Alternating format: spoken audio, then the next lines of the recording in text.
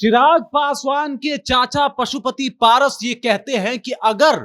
उनको हाजीपुर के लिए बुलाया गया चिराग पासवान की तरफ से तो वो चिराग के लिए वोट मांगेंगे। मैं आपको बता दूं, ये वही पशुपति पारस हैं जिनके ऊपर खुद चिराग पासवान ने ये आरोप लगाया था कि उन्होंने इनकी पार्टी तोड़ी है। ये वही पशुपति पारस हैं जो हाजीपुर में एंट्री नहीं करने देते थे राजनीतिक तौर पे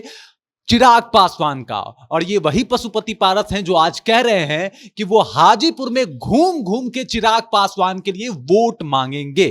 नमस्कार, मैं हूं रजत और आप देख रहे हैं जनता जंक्शन। राजनीति कब करवट ले ले और राजनीति में कब क्या हो जाए इसका अंदाजा लगा पाना बहुत मुश्किल है। मैं आपको बता दूं, पशुपति पारस मीडिया से बातचीत करते हैं और जब उनका बयान सामने आता है जिसमें वो कहते हुए नजर आते हैं कि वो चिराग पासवान के लिए हाजीपुर में जाके वोट मांगेंगे और उसके बाद वो ये भी कहते हैं कि वो चाहते भी है ये काम करना कि वो चिराग के लिए वोट मांगे। अब माजरा ये है कि ये वही पशुपति पारस है जो कभी चिराग के एक तरीके से धुर विरोधी थे, चिराग का विरोध करते थे और चिराग पासवान भी रोते हुए ये अपने चाचा पे आरोप लगा चुके थे कि भाई इन्होंने ही हमारी पार्टी तोड़ी है और पार्टी तोड़ने में इनकी सबसे अहम भूमिका है। इन्होंने ही सांसदों को भड़काया और सांसदों के साथ मिलके इन्होंने हमारी पार्टी को तोड़ दिया और उसके बाद चिराग पासवान अपनी एक नई पार्टी बनाते हैं। लेकिन मामला यह है कि चिराग पासवान जो कि अब हाजीपुर से चुनाव लड़ रहे हैं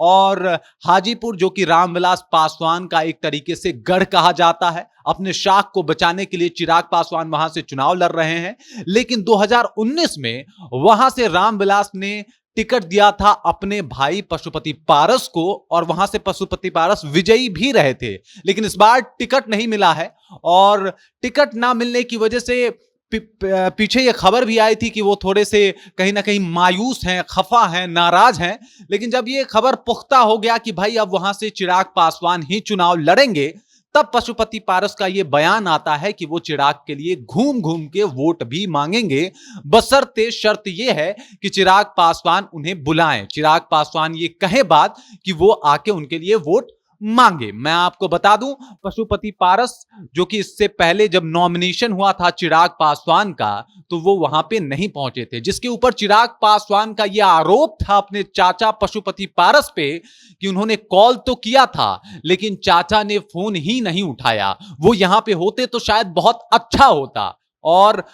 लेकिन वो पहुंचे नहीं और मैं उनके बिना अपना नामांकन पत्र भर रहा हूं। लेकिन आज जब मीडिया से बात कर रहे थे पशुपति पारस तो वहां पे वो ये कहते हुए नजर आए कि चिराग पासवान अगर हमें बुलाएं, कहें तो हम जाके उनके लिए वोट मांगेंगे। अब मामला ये भी है कि क्या चिराग पासवान ने उन दिनों उन्हें कॉल किया था, क्योंकि अगर कॉल करने पे ये बुलाने की बात कर रहे हैं तो शायद उसमें भी उपस्थित रहते। लेकिन अब चिराग पासवान ने कहा कि भाई हमने कॉल तो किया था लेकिन चाचा पहुंचे ही नहीं। अब मामला गंभीर इस बात को लेके है कि आखिर में कौन सच बोल रहा है और कौन झूठ बोल रहा है, अभी यह भी तय करना मुश्किल है।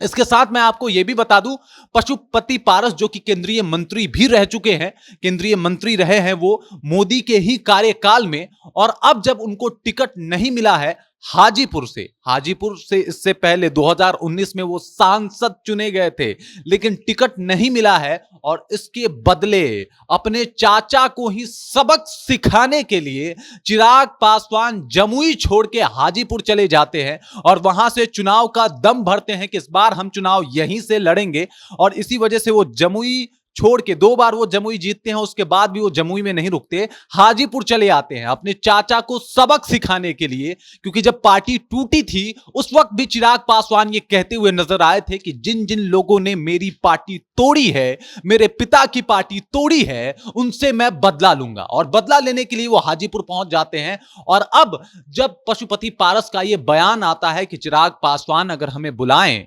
चिराग पासवान अगर ये कहें कि वो उनके लिए वोट मांगे तो मैं उनके लिए वोट मांगूंगा, मैं उनके साथ साथ घूमूंगा, जनता से मुखातिब भी होऊंगा और जनता के बीच में जाके उनके चुनाव का प्रचार प्रसार भी करूंगा। तो भाई राजनीति कब किधर करवट ले ले, राजनीति में कौन अपना और कौन कब पराया हो जाए, इसका कहना या फिर इसके बारे में अंदाजा लगाना भी बहुत मुश्किल है। इस बयान के बाद तो यह साफ हो गया कि राजनीति में जो कभी कोई अपना होता है वो पराया हो जाता है और पराया भी अपना हो जाता है। और इसका साफ सुथरा उदाहरण जो है वो पशुपति पारस और चिराग पासवान है। बाकी इसके ऊपर आपका क्या राय है, आप इस बारे में क्या सोचते हैं, आपके दिमाग में इस बात को सुनने के बाद और पशुपति पारस के बाद जो बयान के बाद जो विचार आ रहे हैं उसे आप कमेंट के माध्यम से लिख के हमारे साथ साझा कर सकते हैं। बाकी मेरा नाम रजत है और आप देख रहे हैं जनता जंक्शन।